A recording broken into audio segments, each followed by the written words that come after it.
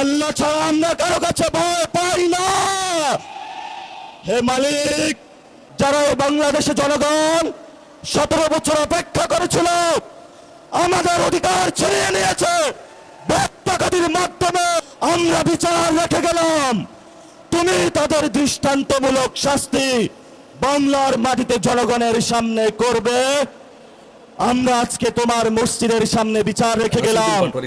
বাংলাদেশের মানুষ হতাশ হবেন কিন্তু না। তার যে বলিষ্ঠ আওয়াজ, তার যে এই বলিষ্ঠ আওয়াজ, এবং সে আরশের মালিকের কাছে বিচার দিয়েছে এই ভোট ডাকাতির বিষয়টা, এটা আমাদের অন্তরে দাগ কেটেছে। আর সত্য কথা, কেউ বুকে হাত দিয়ে, কোনো ইমানদার বুকে হাত দিয়ে বলতে পারবে না যে ভোট ডাকাতি হয় নাই। এটা কেমন নির্বাচন ছিল?